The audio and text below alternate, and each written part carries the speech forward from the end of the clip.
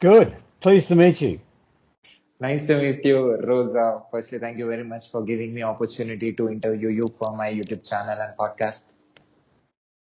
Yes, I'm happy to do that. I'm always happy to help the youth, the youth of various parts of the world in their little ventures. Will be good. So, yeah, thank you, Rosa. Firstly, thank you for coming to my show. I thought to tell about the work that you're doing and the work that you already did to my audience. Yeah, we'll have to. Are we live yet? Yeah. We are live. That's all right because the sound's still not 100%. So I didn't quite. So look, yes, look, I'm more than happy to help the youth, and I'm happy to help the youth in India, and I tend to help the youth in Africa. As well as my home country of Australia, although I live in Singapore. But it's just, yeah, joy to be on your show. So, can you please introduce yourself to my audience? Okay, I can do that. So yes, I'm Ross Swan, and as people probably see with my grey hair and or the lack of it, that I'm getting at the end of my career. But basically, I coach executives primarily. I train people on leadership. And I've been doing that for about 24 years. And I was in the corporate world prior to that.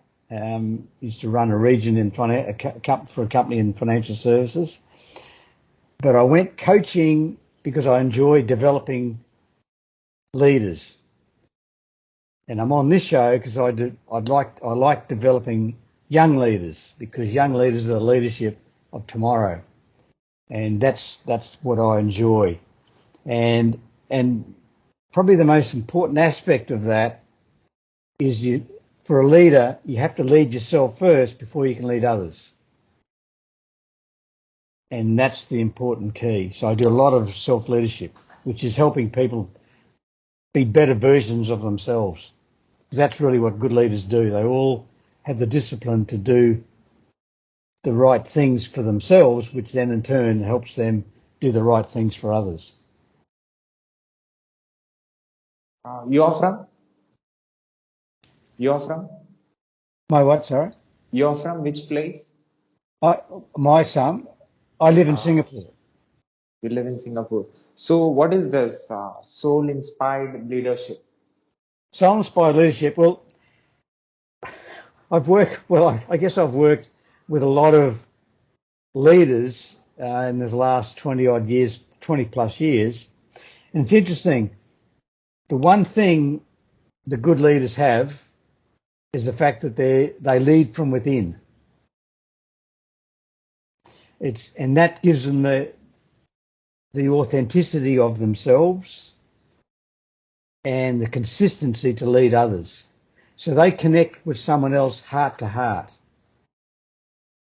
Where I have leaders who are challenged in their ability to lead, they tend to lead from their head. Sure, their head is to analysing data and helps you with the tactics by which you can operate, but the vision, the creativity, and the connection with people all comes from the heart. And that's the difference. That's all good leaders have that in common. They lead from their heart.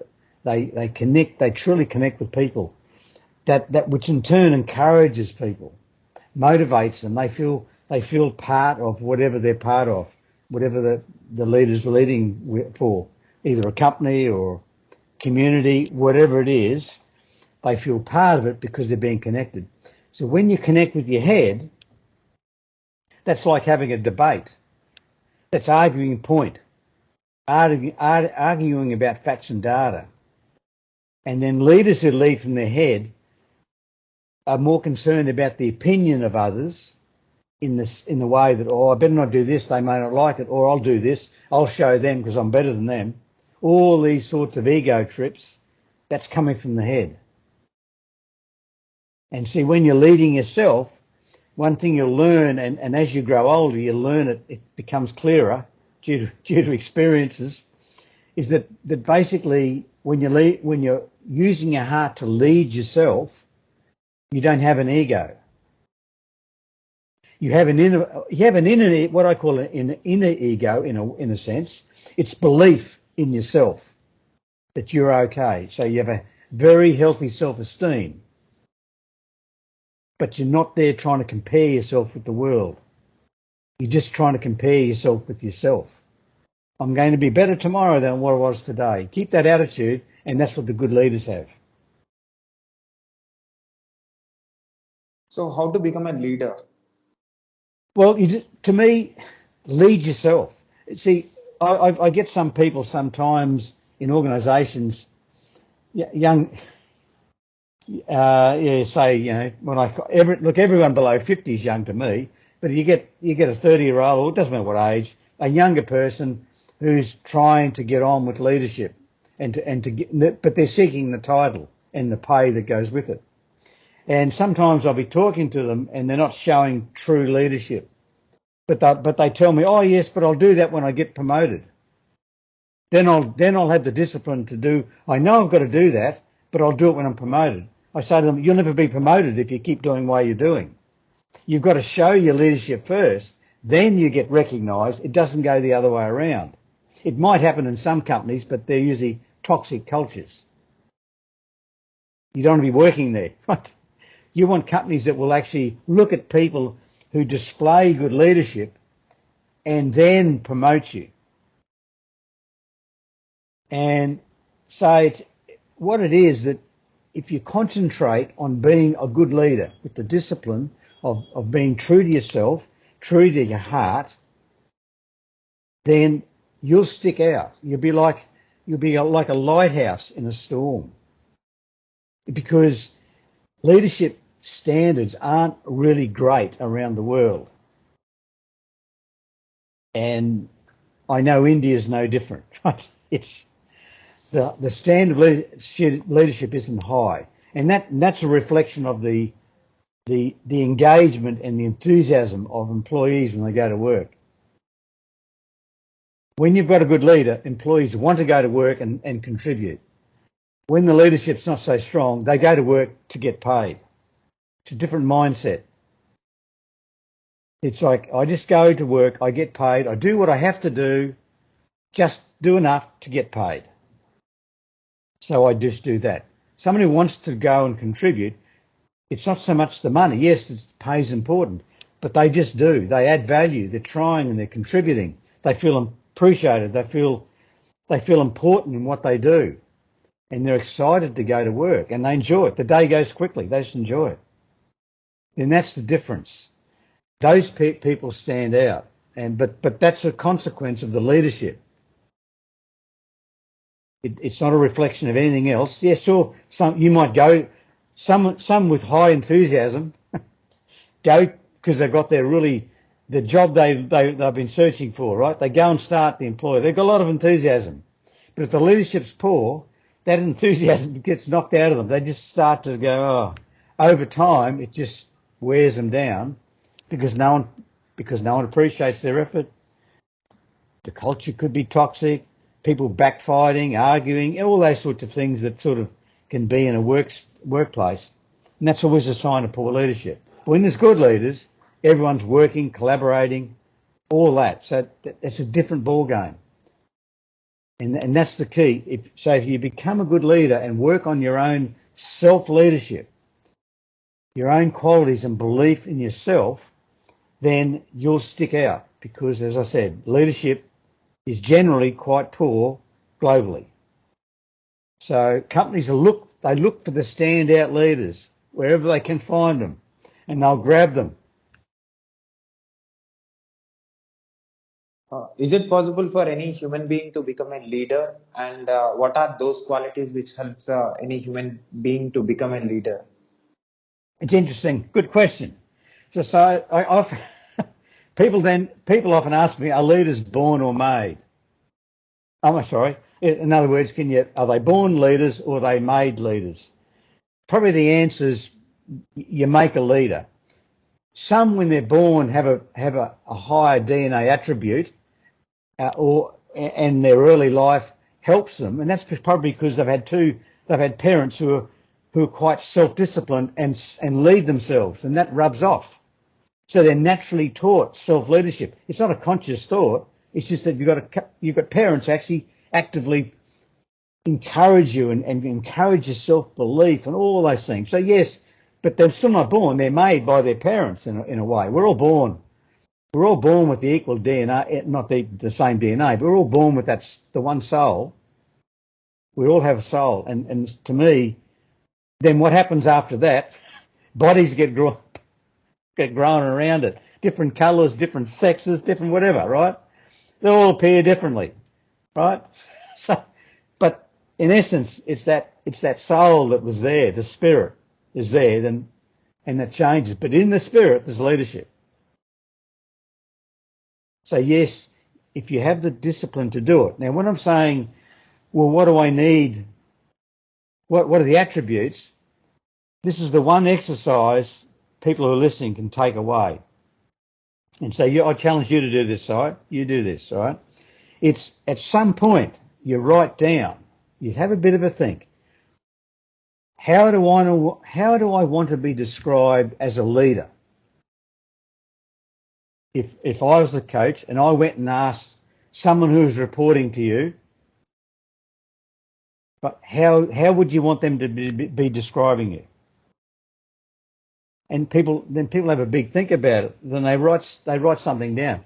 It's always over time, because they can think about it. Sometimes, I'll give you an example. Sometimes some of the executives go, yes, I want to be known as a person who gets things done, very efficient and effective. Then I say, so do you think people will remember that?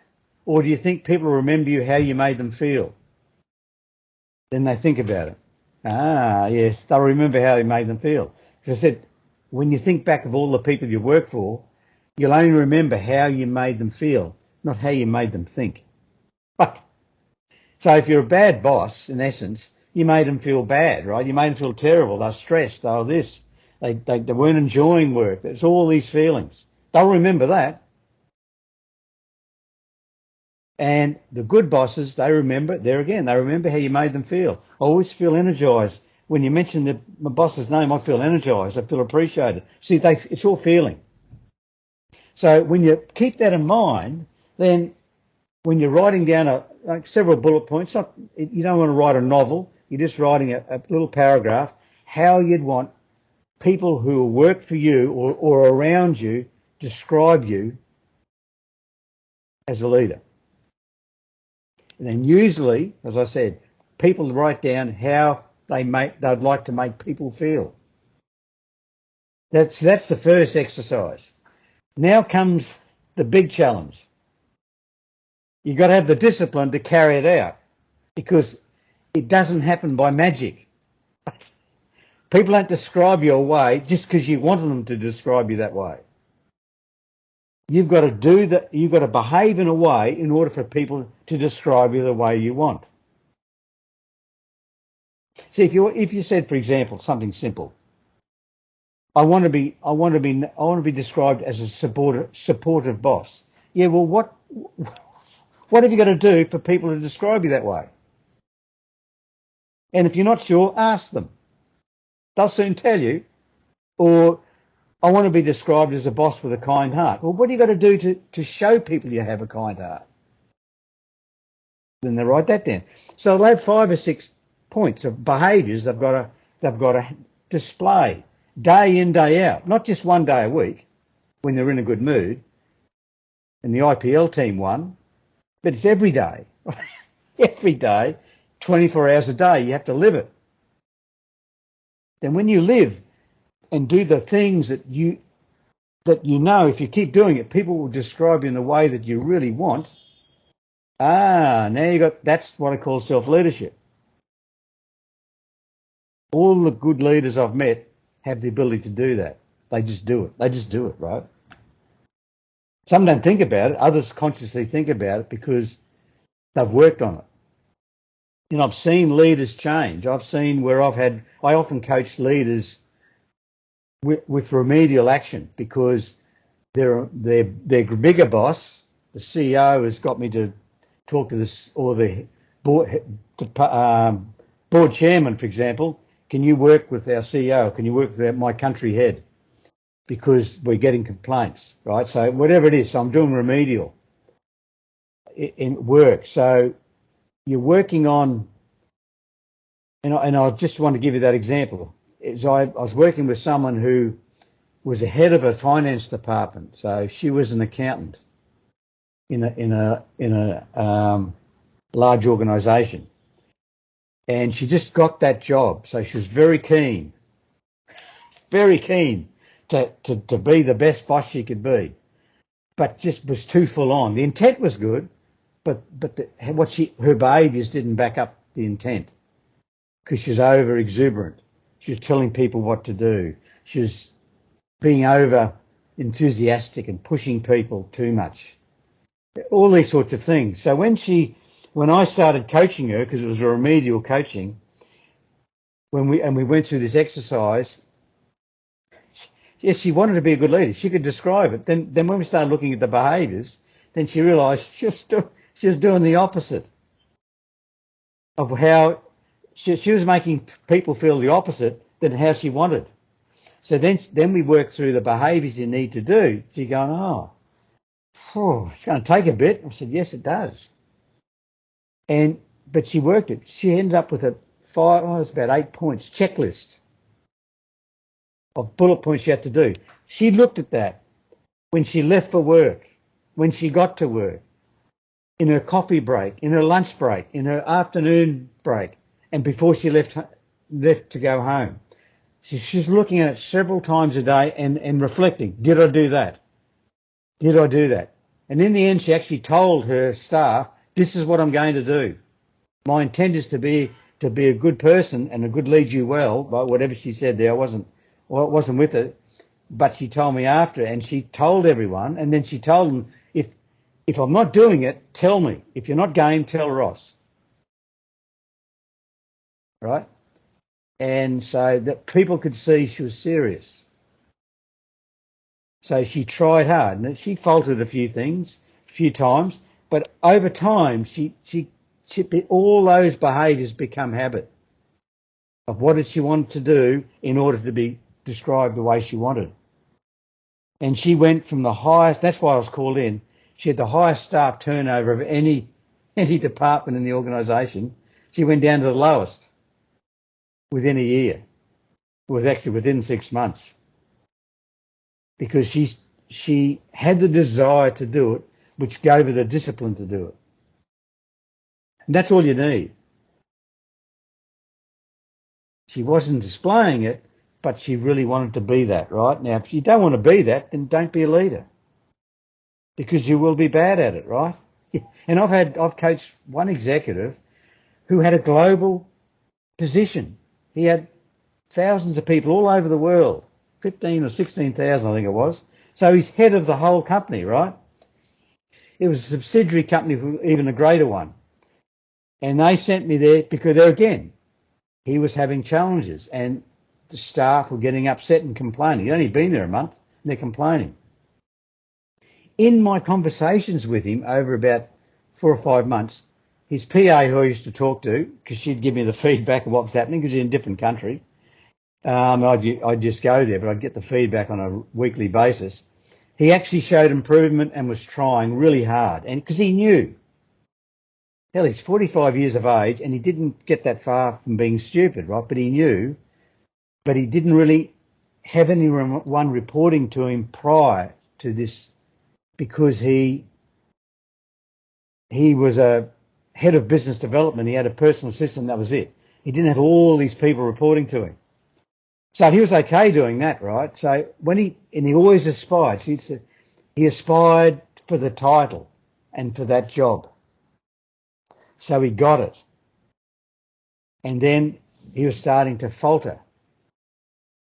So when I was coaching him, he could understand, yes, I've got to do this. But it was so hard for him to get out of his old habits. Unlike this woman I was telling you, he kept struggling. And in the end, after a couple of months, anyway, one of my visits there, he finally admitted to me, because we were talking about it, and he said, so I said, people are ambiguous, aren't you? Because he was telling me, oh, they want this or they want that or this.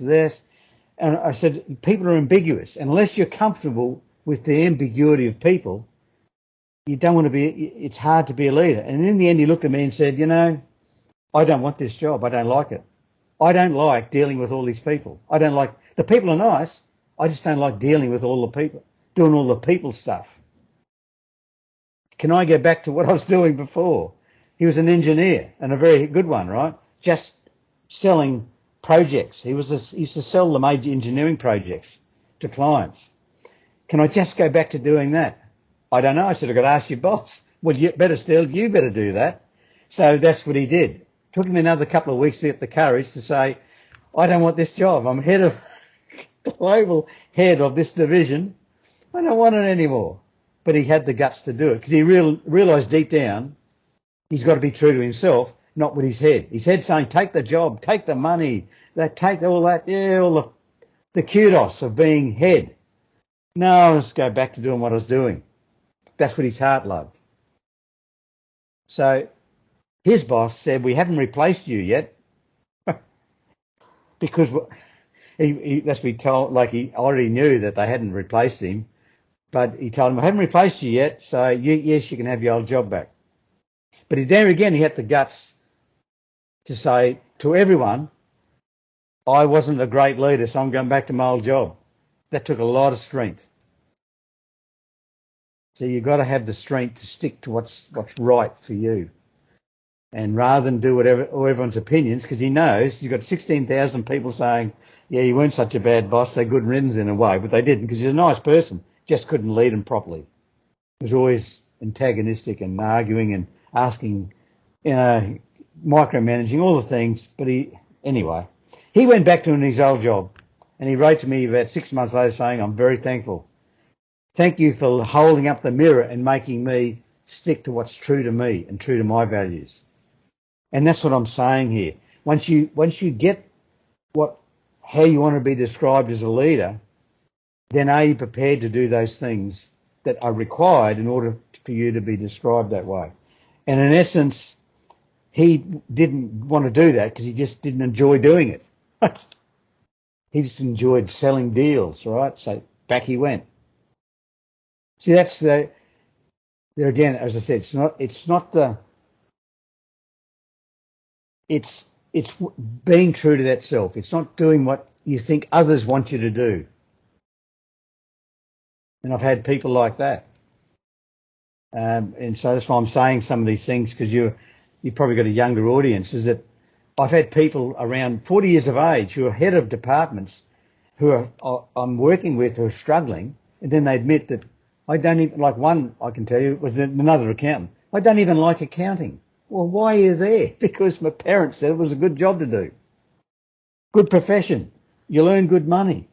So when and I was good at maths, but yeah, there's a lot of other things I could do to be good at maths, right? But accounting's not one of them. Don't like it. That's why I've been promoted to this. I don't mind being an accountant, but not head of it, because I just don't like doing it. And I'm just waking up that why am I putting all this effort in this senior position when I don't like accounting? So there again, she resigned and went off doing a marketing role that she seemed happy with. Never done it before, but she pursued, because she's good at maths, I can't remember what it was now, but a role that required her analytical ability in numbers, but in a marketing role. So it's just, I say to everyone, be true to yourself. What do you enjoy doing?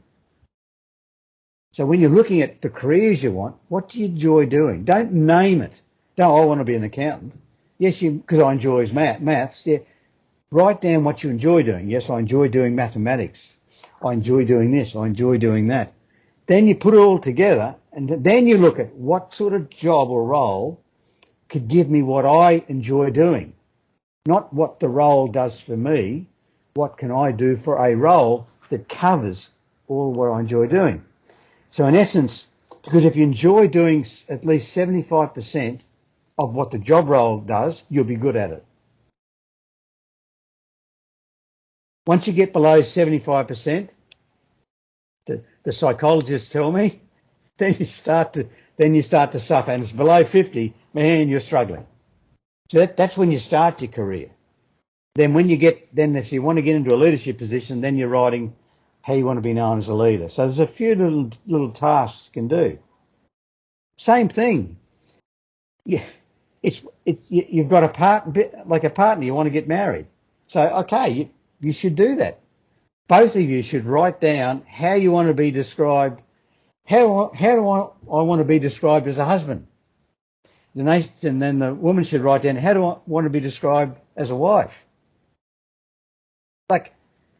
And now what have I got to do to be described that way? What do you want me to be doing to be described that, for you to describe me that way, and vice versa? To me, that's a good foundation of a marriage. Because if you get there and think, I like to be described this way, but heck, I'm not going to do that, or I'm doing it, or you can hold each other accountable for it in a clinical way, I'm saying, but you get the idea. You're connecting in a far more real way, in other words, a behavioural way that's real. Because what people's intent is sometimes doesn't come out in the behaviour. The intent's good, but the behaviour, they don't have the discipline to do it. They just say it. Because everyone expects you to say it, so they say it, right? That makes sense? Yeah, I got you. So in your life experience, I'm sure you might have seen and uh, taught a lot of leaders and made leaders and helped normal people to become leaders. So overall your experience, what you understood about the world leadership. Well, this is good question in the sense that this is how I became a coach. I come from I had many years in financial services, which is in banking, funds management, wealth management, insurance, all sort of compass up together in Australia. And one of the things I noticed over time was just the effect on people's lives a good leader has, and what a not so good effect a bad leader has. See, if you're not enjoying work, you come home, particularly take it out on your family, all those sorts of things. So then the family's not having great fun because dad or mum's not having fun. They just take it out of their family, because they've got such a negative attitude towards work. To someone who's a really good boss, they enjoy work, they come home and they enjoy life. It's far better. I mean, sure, there can be problems, don't get me wrong. It doesn't create a perfect life for everyone, but it has such an effect, a positive effect, that's more likely to help your relationships with your partner, your children, all that, if you're enjoying work. And so seeing that, because I had that same thing, working for bosses that aren't so good, it just takes it out of you more so than bosses that are great. And my last boss before I left the corporate life to go coaching was very good. And that's what got me thinking. And he encouraged me to go coaching. And he was retiring. So I thought, well, why not? You retire, I'll go, right? Which we did. But it's that effect you have on people. So it comes back to what effect you want to have on people. And even if you're not in a leadership position, there again, how do you want to be described as a friend? How you want to be, as I said, how you want to be described as a leader? How do you want to be described as a friend? You can do that exercise in many ways. It might be very similar things, but that's not the point, because the context is a bit different, so therefore the behaviours can be subtly different. So that's the self-leadership. If this is what I want to do, this is leading myself. This is what I want to do, so therefore I have to behave in a way. And sometimes you've got to force yourself to have that. And if you find yourself faltering too much, it's because you're saying it, but you don't really want to do it. And this is where a lot of people falter. The intent's there, but they just don't have the discipline or the desire. Like that example I gave you. He understood what he had to do, but he didn't have the desire to be doing it all. In in a global leadership sense. He'd go back and do it be a self-leader in his own role. He'd go back and work on that. But in a global leadership sense, the context, no, I'm not interested. So when you're looking at, and then this is sort of the reason why I went coaching, because if I can help leaders, because I have a sort of a natural ability to do that, and my boss used to say that, he used to get me to do a bit of coaching for some of my peers and people in the organisation above what I was doing. So it was this extra curricular activity he'd get me to do because I had an interest in it, right? So he encouraged me to do it. See, there again, a good boss. He's encouraging me to follow what I enjoy doing, which is what I was good at, and therefore I was good at it. Working in financial services was okay. I enjoyed the bit of leading people, but I didn't enjoy so much the financial side of it. I used to originally, but it was a bit, I'm thinking I'm not going to do this for another 30 years. Oh, no, like I did. But working with people, yeah, that's it. Doesn't matter what context, what industry, just work and grow people. So that's sticking to what you love. So what is the role of communication skills in leadership? Communication skills. Well, first one is to listen. People go, oh yeah, I listen, but quite often people are listening, but are thinking about the next question or the next thing they're going to say while they're listening. The key is to listen. Actively listen. And good leaders do that. They connect with people because they listen heart to heart in a way, right? Because they really try to understand. They seek to understand what the person's saying. So they try to listen, right? And the best way to try to listen, to show that, and particularly to show that you're listening, is to summarise so Ross, so this is what you've said, this is what you believe, blah, blah, blah. Is that what you believe? Yes. Yeah. That's it, right? So they try those exercises that keeps them listening. So their mind doesn't wander off because they're going to either repeat it or say something about it in a way that the person that's telling them knows that they've listened because they've just said it back to them in a way, right? They've summarised it or whatever they've done. That's how you show people you've listened and you've understood. So that's, to me, good leaders do that. They just work. It's not always instinctive. It is to them now because they've worked on it. They've practiced it. See, there again, the discipline to do the things that good leaders do. And most people, when they write down how they want to be described, they'll usually put in there someone good at communication who listens to me, right? All that sort of stuff, right? Well, that's what you've got to do to show people that you are listening. So, it's that. So that's the discipline to do that. So listening. So that's the first part of communication. Then you get other parts. You've got the fact that understand that people are motivated by different ways. So if you're a leader, you're trying to motivate people. For give example, like in essence, the good leaders are good salespeople. They're always good salespeople. They're good at sales. Why? Because they're selling a vision. They're selling an intangible vision that encourages people to join in and do what they've got to be doing. It could be a task or a goal. There again, they're selling it to staff. They don't just say, this is our goal, guys, off we go. They sell it. The good leaders sell it. So that's that want to. They want to do it. They feel engaged. That's why they say getting staff buy-in. That's exactly it. To get them to buy in, you've got to sell it. Simple. Very simple sales logic. Like if you go to buy a car and you go to the car place, you want to buy whatever your new car is over there, you want to buy a new car, and the salesperson goes and says, there you say, just buy that. And walk away. Well, you're not going to buy it. You go to somewhere that wants to show you stuff and encourage you and shows you all the good points and encourage you to buy that one. Then you go, oh yeah, I want to buy that one. So that's the difference, right? So there again, then when you look at that, you've got to realise that people are motivated different ways. In 4 basic ways they're motivated. So a good leader understands they've got to talk in a language that's may not always be familiar to them in the sense, not a Hindu versus English or something.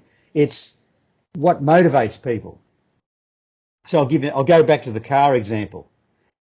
Some people buy a car because it's red or green and it's new. Like this is a great looking sporty car. I'm going to look good in this. So their motivation is to look good in their car. Right? Other people buy it. Yes, they like to look good in it too, but what their number one reason to buy it is because it's safety. It's one of the safest cars in the world, so I'll buy that one. That safety is important to me. Then other people buy it because of the statistics, the fuel ratio, the fuel consumption, the torque, or every other little engine stat that you can think of. They'll buy it because of that. That's the sort of detail, more task-focused person, right? Then other people buy it because it's quick, it's speedy, gets you to the place fast. So they're the competitors. So they buy because they like to compete. Their motivator is they like to compete.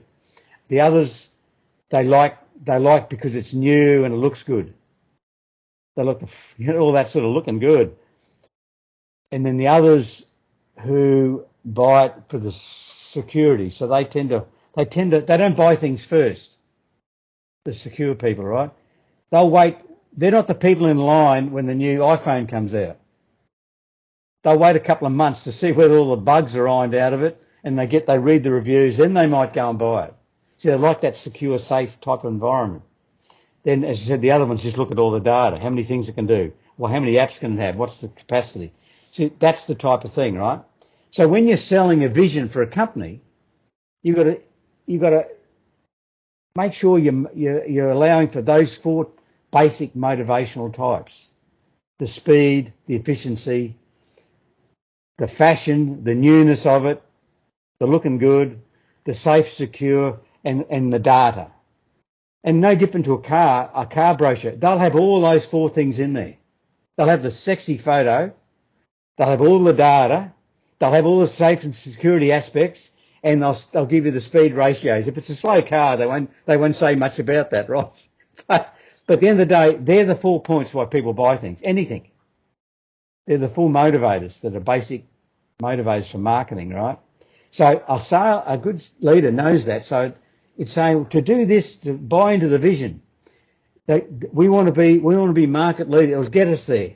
We want to be market leaders. See, that's the competitive person. Oh yeah, I'll be into that. Let's be market leaders. We want to look good. We want to look good as a company. It'll make you feel good to work for a company that's a market leader. This will help you feel good when you come to work. Yeah, see, that's that fashion feeling good type one. Then the other one, see, if we're getting up and we're market leaders, there's a safety in our job function because the company's growing, not dying. So it helps you. It helps the security aspect. So that appeals to the staff who like the security. Then you get into the numbers, more of the numbers of what we can achieve, blah, blah, blah. And the number of people like that. I hope I'm not confusing your listeners, but basically I'm just trying to give you the idea because it takes me 2 days to train or a day to train some of that to people, right? I'm just giving you a brief overview that people do think and are motivated differently. And that's where some leaders fall over. They tell people what in a way that they know they're motivated to do, thinking that everyone gets motivated the same way, and they don't. So what motivate you, and you're getting your friend to, let's do this. Don't want to. Because it doesn't motivate them. But you say it in a different way. Oh, yeah, I'll do that. Because you've got somewhere that they closer to relate to. See what I'm getting at? So that's leadership's about, when you talk about communication, it's understanding that people communicate and are motivated differently. So use the words that's going to motivate them to want to do something. And if you want me to go in another aspect of communication, is that people process the words differently in their mind. And that's called Neuro Linguistics. And that could be a week course to learn how the skill of that. But in essence, people process the words differently. It'd be like, what's the word? So we either picture things in our mind, we hear it, or we feel it. It's like if I said Bengal tiger, some people immediately see it. Other people feel it, and other people hear it, like the roar. It's an instantaneous, split-second reaction to in your brain. That's how you're hearing the language and you're processing it into your thoughts. But if I told you, so just picture a Bengal tiger, everyone can do it. They just do it. But when I just say Bengal tiger, you're processing it differently. Some by the picture, some by the sound, some by the feeling. Does that make sense? And so when you're communicating, if you're a visual person who paints great pictures, and the visual people really get you, they go, oh wow, I love this, right? Because you're talking in word pictures in a sense, the way you say things. But if someone who's a more kinesthetic, more feeling person, they don't quite get it. So you've got to use words that help them bring their feelings out. Then you use words to help bring out the sound. It's a bit like someone says to you, we say it in Australia, it's quite a common English one. I don't know whether you do that in England, in India. Does that ring a bell with you? You ever heard that saying? Probably haven't, I'm not sure. So people go, does that ring a bell? Huh? All they're saying is, do you understand it? Or does that resonate with you, right? Do you understand it? Does that ring a bell? See, that's to someone who's more sound conscious, is that they talk in sound words. Subconsciously. Or some people will say, can you see what I'm saying? How can I see what you're saying, really? Doesn't make sense, does it? But it's that what resonates with people. So if you were struggling to understand something, because I'm a visual person, I go on pictures, and and you're not quite getting it, I'd be saying these other words. I'd be trying to paint it in sound. Like getting back to just imagine that Bengal tiger and that sound it makes. Ah, yeah, now I'm getting it. That's what I'm getting. Ah, now I can get it, because that's what you're getting, that awesome power. You're not picturing it, but you can feel it. That's what I mean. And good communicators just do it naturally, and others work on it. But they appreciate that people, and that's all you need to do, is appreciate that people communicate and use different words and respond to different words, not just the words that you do in your style of communication. You've got to really round it out to the full 360, so you're getting everyone, more likely to connect with everyone. It's like politicians have a speechwriter, because that's what they do. They're taught, is that the fact that use different words that's going to connect with different parts of the population.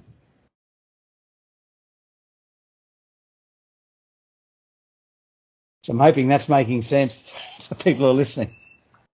It's a lot of words, I said. It takes me a few days to train people on that, so.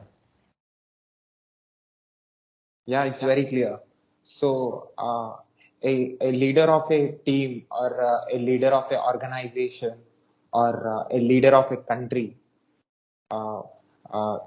if he can be a leader who is facing a failure or facing a success.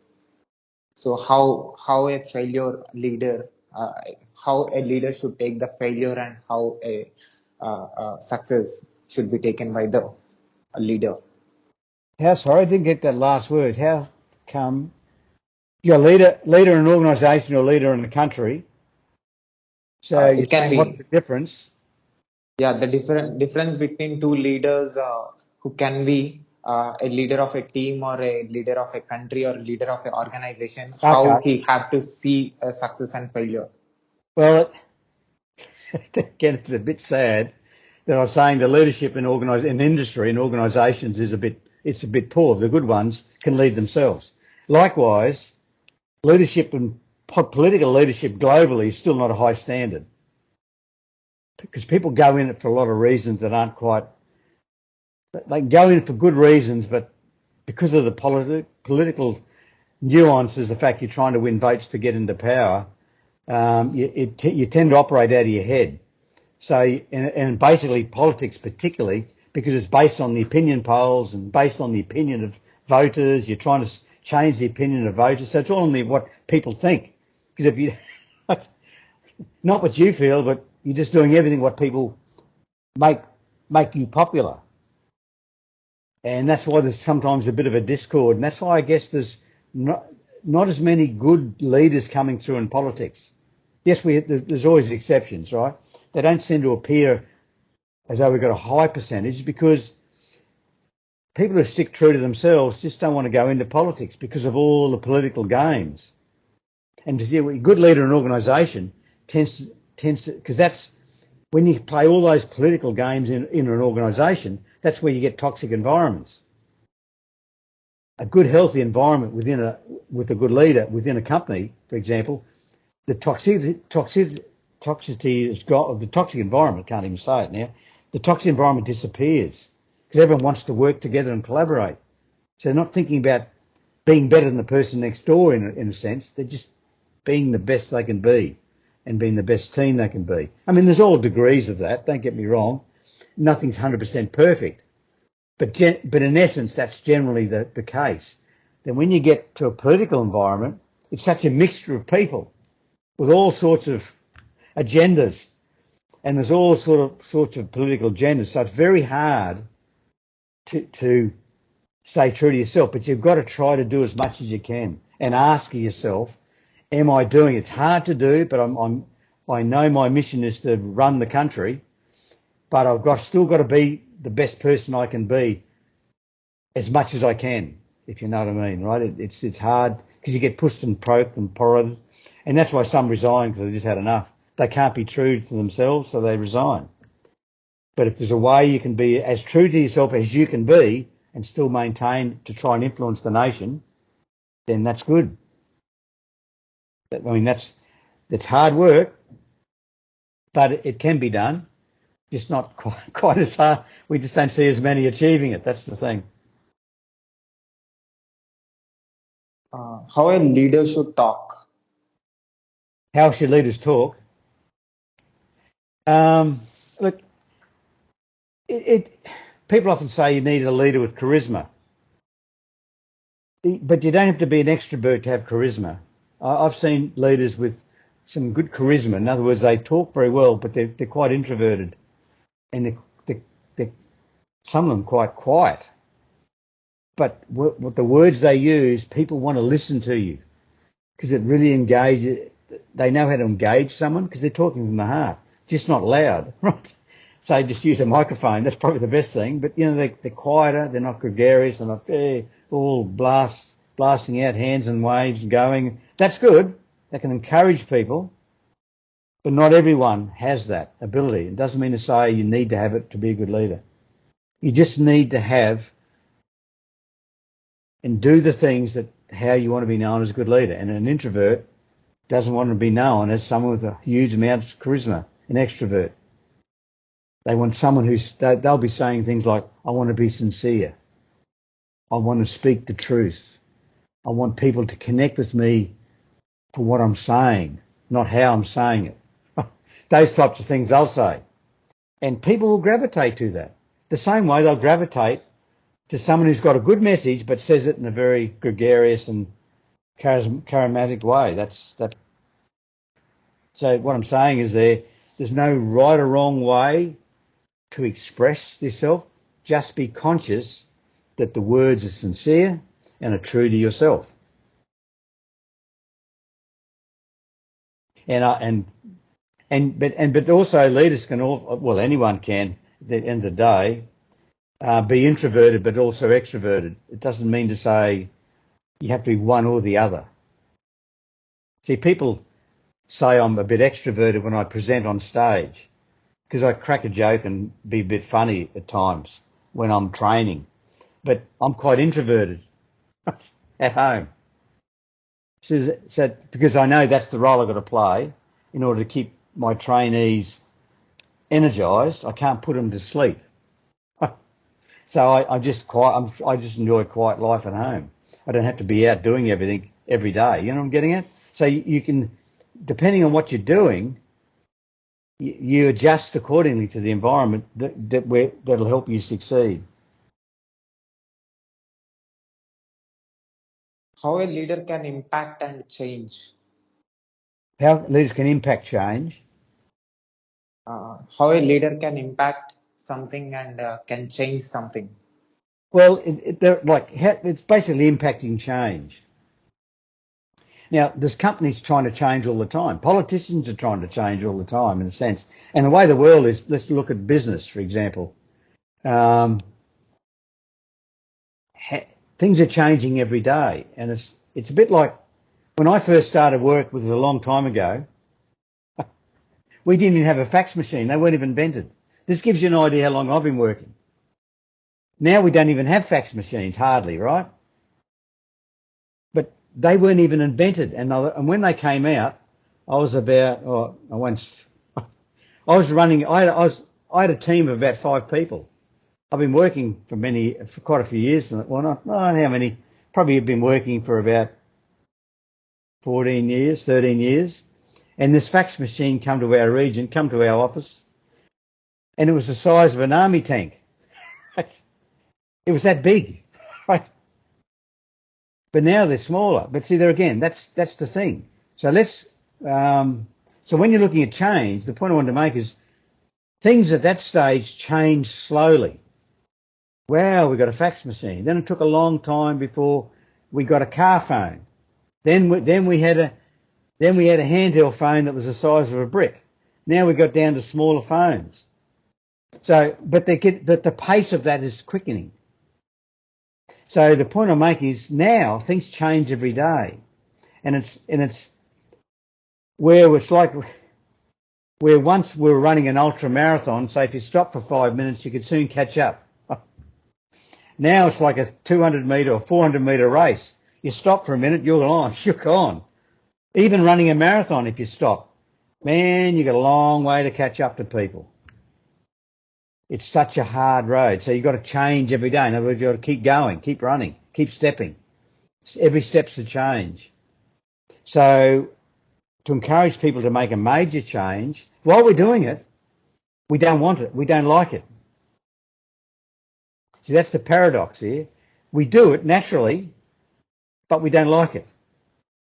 When we have to think about it, we don't like it. Now, I'll give you an example. And I gave this example I was training some people in Malaysia last week on how to implement a strategy. And a lot of the strategies, it involves a change. But one of the things I was saying as an example, right? They all come into the training room the first day. They sit down, they get comfortable, and they feel, some of them know each other, others don't. And they all usually people, unless they come in late, sit with people they know. Others just sit, right? So they sit there because they're by themselves. They feel a bit awkward, but over the course of the day, they start getting familiar with everyone. Right? So they're familiar. Okay, that's fine. Because they don't put name badges out. I just let them sit where they want. The next day, they'll go back and sit in the same chair they sat in the day before. It's just human nature.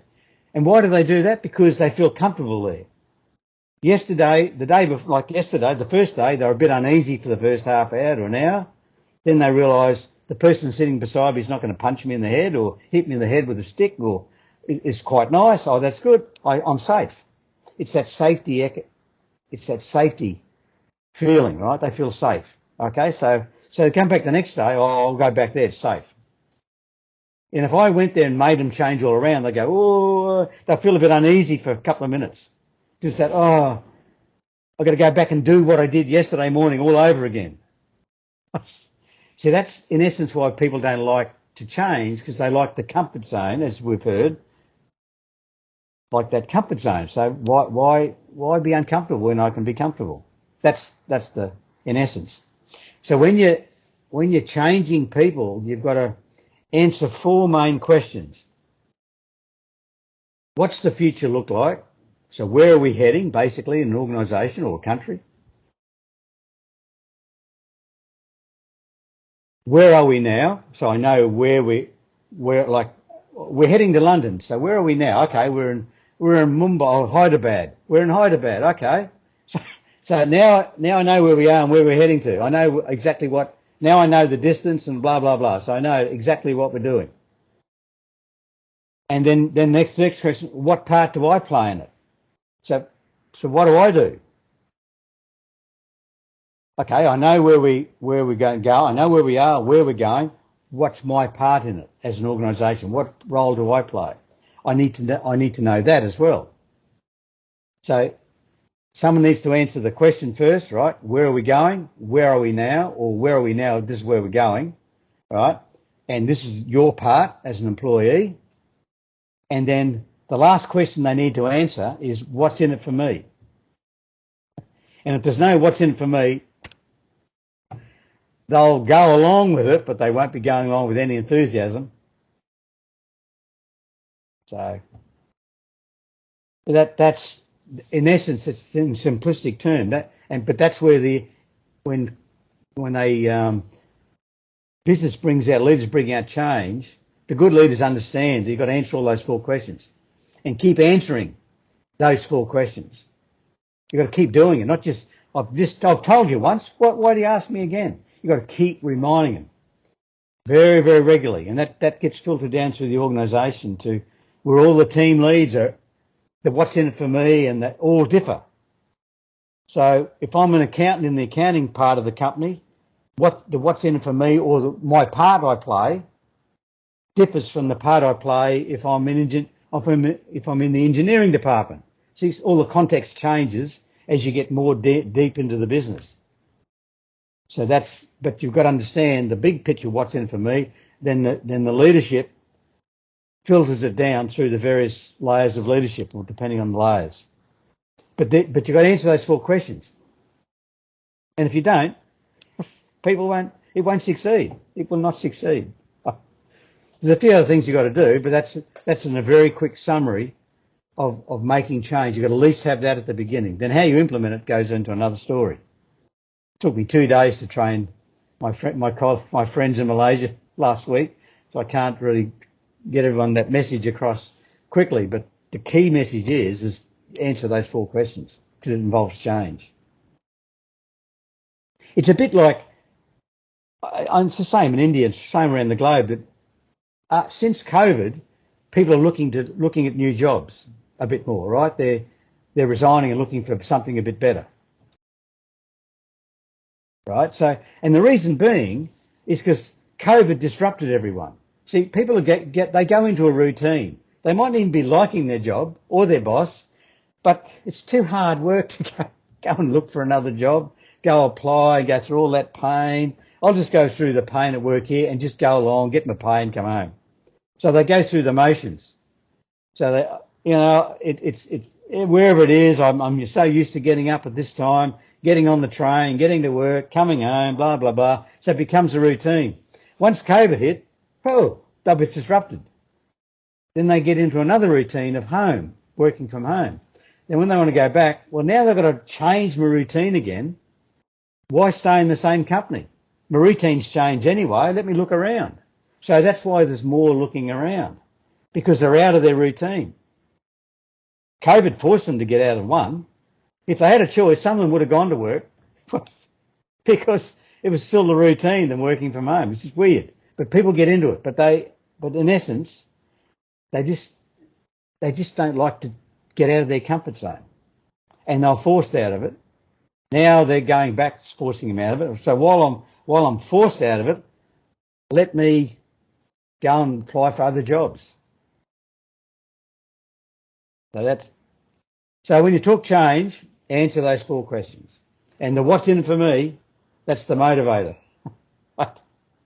They'll go on the journey, but you want them in the boat and rowing, not just in the boat on the ride. That's the difference.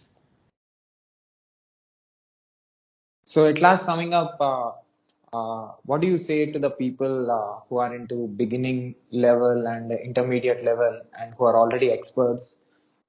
They can be politicians, or they can be business leaders, or they can be the team leads for a project in a company. I keep saying it, is that be your true self. Be true to your inner self. That's why Soul-Inspired is why I call it Soul-Inspired. It's just really saying lead from your heart. Now, at the same time, there again, describe yourself how you want to be described. As a person, as a husband, as a wife, as a leader, as a politician. The more you try and do that, then live those behaviours that will help you be described that way. And it doesn't matter what level you are. The younger you are, the more you do that now, it becomes such a discipline, it's natural. So when you'll rise up the ladder so far more quickly, because leadership standards are poor, you'll stick out, as I said, like a lighthouse in a storm. You'll stand out. Because the majority don't have the discipline to do it. And that's the key. Understand the behaviours, and that's what I do. I help when I coach, is help people understand what they've got to do to be described the way what they want to be described. Saying it and walking the talk, two different things. It's that discipline and inner belief that'll come from the heart that'll push you. Because when you get times of struggle and people question and you think, oh, I'll just give in and do what they want or whatever, just check in on your heart and that'll give you the strength. No, I can do that because I believe in it. It's just like you doing this on Skype right now and you do it for your YouTube. You believe in what you're doing, so you'll keep doing it. It drives you. And that's the reason why I'm on here, because of your enthusiasm and when you're connected with me. It stands out on the page in the words, right? And because that's coming from here, not coming from up here. That enthusiasm radiates. It radiates from within, not from your head. Because you'd be very clinical if it's come from the head. Because the head's very, very clinical sort of beast, the way it, and that's what it does. It helps you analyse data in a clinical way. So that's what I'm getting at. If you do and you have a belief, you keep pursuing it. Sure, you might have to take some side steps and even take 2 steps back. But if there's a reason to go backwards in your career, that's fine. If it's going to take you there again, it's fine. It might take you to do a quantum leap later. So when you go 2 steps back, you go there. Well, now what am I going to learn here? It's not the job I want, but it's a stepping stone. So what I'm not just going to go through the motions. What can I learn here that's going to help me in my future endeavours? If you have that mindset, that's self-leadership. You're always learning every day. That's the key. Keep learning every day and be a better version of yourself every day. And it won't be exactly every 24 hours you go, wow, I've learned something new today. It might take you a few days to go, yep, that's another thing. But you're looking at it. You're looking for it. And once you look for it, it'll be there. So at last, as a leader, as a person who creates leaders, who creates young leaders and who teaches how to lead the teams around the world, what is your observation about my work? Have you seen any videos of mine, and what do you say about my performance in this video? Well, what I'm saying is like this before, you've got a lot of enthusiasm and you're determined to do what you're doing because that's how you reached out to me. And you know, you sent me a half an hour ago, you said, and I said, yeah, I'm good. Like you're just giving me a reminder, which was good. And then I said, I'm good. Then he said, this is exciting. See, that's all energy words. And energy comes from the heart, it doesn't come from the head. Energy comes because it's a positive. It comes from the positive. And to me, that's the key. So when I look at you, it's that energy. So keep that energy going. And and despite what's happening around you, it's like an athlete. If you're an Olympic athlete, you'll have a coach. They all have a coach. But when the coach goes home and the athlete's still on the field oval, they don't lie down and wait till the coach comes back again. They keep training. In other words, they're not doing it for someone else. They're doing it for themselves. So they know they've got to keep training. That's them. They're not just doing it because the coach says you've got to do it. They'll do the extra. It's no different to cricket, right? You'll find all the top players, the coaching session's over, but they'll be out still hitting a ball or bowling. They'll keep practicing doing stuff because they know they've got to keep doing it. They're the ones who are the champions. They'll keep doing stuff because they're not doing it for someone else. They're doing it for themselves. So you keep doing it. That's what I'm saying. And when you're not sure and thinking, then you go back into your heart, because in your heart you believe, yes, I'm going to be the best that I can be. And that might be win me a gold medal, or might win me an IPL championship with most runs, whatever. Doesn't matter. But if I can be the best I can be, then I'm contented. That's the key. Like you see Olympic runners, they come last in a final, and they interview them, they're still happy because they just did their personal best time. I didn't win, but all I can do is my best. It's when they don't do their best and they're down a couple of seconds or a second or two, that's when they get a bit more upset. See, that's what they're doing. They're not competing. They're just trying to be the best they can be. And that's what I say in life to everyone. It doesn't matter what level you are, just compete with yourself and be the best you can be of who you want to be. So can I put this video on my YouTube channel with your permission? Yeah, sure. There you go for it. There again, I'm not disturbing an enthusiastic young man, right? From Hyderabad. With a real good smile. So that's it. Never lose your smile, right? So you've got the positive vibes. So keep that. And that's what I've had a couple of brief looks. I didn't look at them all and go through them. I haven't had the time, but different YouTube ones. And every one of you have got a big smile on your face. And so is the person you're talking about. So you're all having fun. That's good. Keep doing that.